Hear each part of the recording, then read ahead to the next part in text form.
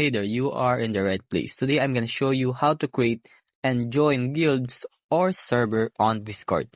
So without further ado, let's get started. So first of all, open the Discord app or go to the Discord website.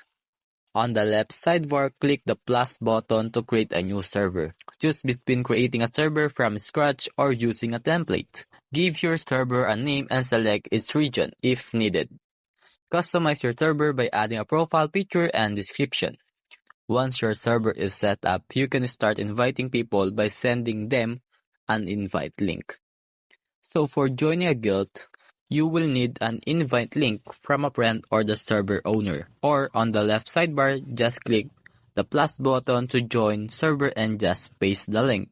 If the server has an open invite, you can join immediately. If it's private server, the owner or the admin will need to approve your request. Once you are in, explore the channel and introduce yourself if the server has a welcome area. And that's it. Now you know how to create and join guilds on Discord. I hope this video helped you out.